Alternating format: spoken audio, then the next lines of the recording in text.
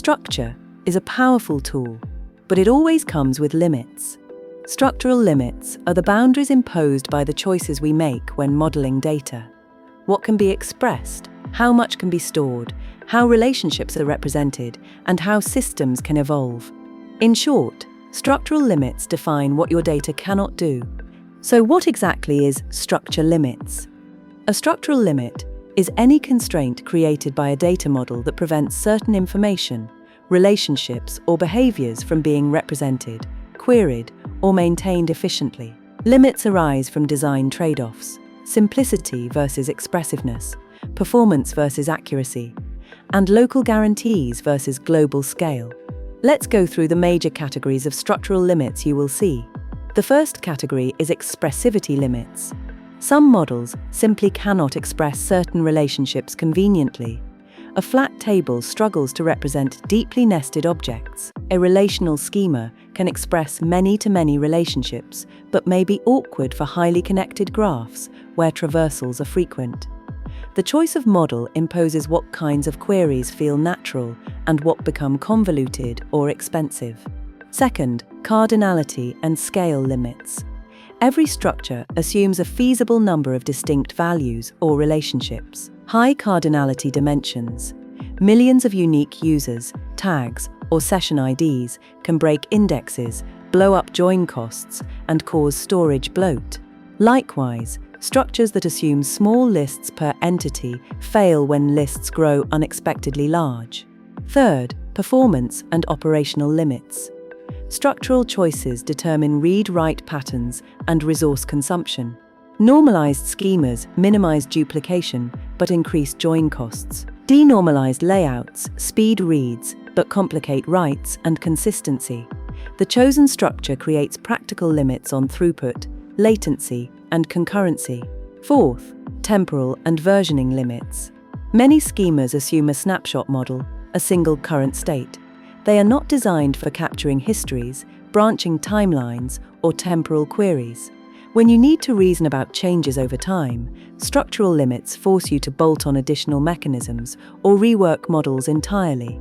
Fifth, compatibility and interoperability limits. A schema tightly coupled to a specific producer or technology can be hard to integrate.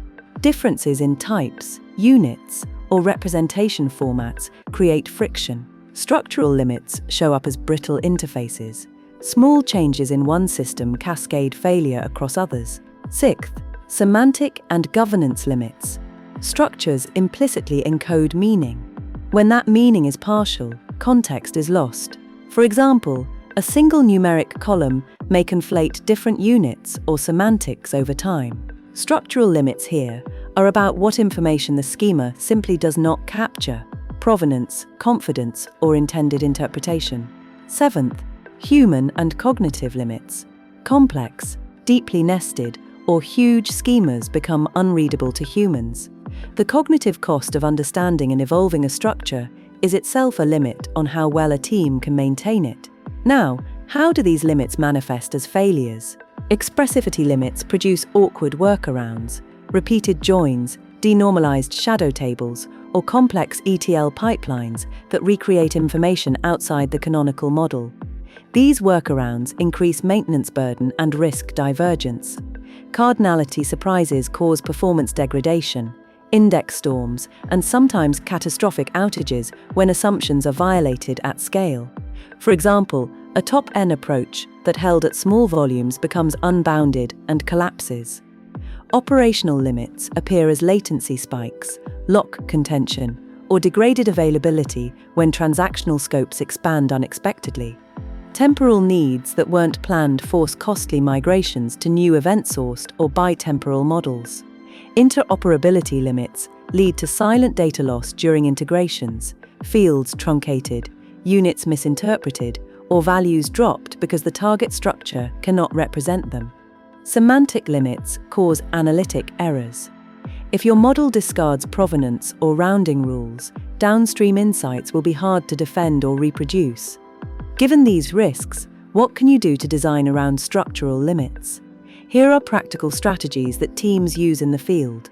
1. Explicitly document architectural assumptions. For every schema, capture expected cardinalities, units, and intended queries. Documentation converts implicit limits into visible constraints that teams can test and plan around. 2. Choose the right abstraction for the problem. Use relational models for transactional integrity, document stores for flexible nested records, graph stores for highly connected data, and columnar stores for analytical workloads. Polyglot persistence, using different stores for different needs, is often the right approach. 3. Design for change and growth. Anticipate cardinality growth, make fields optional and additive, and prefer patterns that allow non-breaking evolution. Use partitioning and sharding strategies early when you expect scale. 4. Capture provenance and temporal metadata. If history or versioning may be needed, bake it in from the start. Event logs, append-only stores, and explicit validity intervals avoid costly rewrites later. 5. Validate and monitor structural assumptions. Build automated checks for null rates, unique value growth, list lengths, and schema drift. Alert when distributions or field cardinalities exceed expected thresholds. 6. Use hybrid modeling and materialization patterns. Normalize canonical models for correctness and maintain denormalized materialized views or read models for performance-sensitive queries. Keep clear procedures for reconciling and refreshing materialized data. 7. Enforce boundaries with API contracts and schemas. Use schema registries, typed APIs, and contract tests to manage cross-team dependencies, limiting the blast radius of change. 8. Embrace defensive engineering. Quarantine unexpected data, provide fallbacks for unknown values, and prefer safe defaults. When possible, degrade gracefully rather than fail catastrophically. 9. Measure and iterate. Structural limits are empirical. Run load tests, simulate growth, and perform chaos testing on schema migrations to see where limits break before production users do. 10. Invest in governance and ownership. Assign schema owners, run change review processes, and require migration plans for structural changes. Organizational practices reduce surprising structural drift. Finally, a few rules of thumb to keep in mind. If a representation forces complex, repetitive code to extract meaning, its expressivity is limited. If any dimension grows faster than expected, assume a cardinality problem and address partitioning or alternate keys. If queries require many joins and performance suffers, consider materialized views or partial denormalization. If integrations frequently lose fields, tighten contract testing and schema validation at the edge. Structural limits are not bugs to be fixed once and forgotten. They are part of the cost of representation. Designing effective data systems means recognizing those boundaries and planning for them. When you treat structure as a set of trade-offs rather than a single truth, you gain flexibility. You can choose the right tool for each job, protect critical invariants, and evolve systems without surprising side effects. Structure gives power, and structure imposes limits. Understand the limits, design around them deliberately, and your data systems will be robust, performant, and maintainable.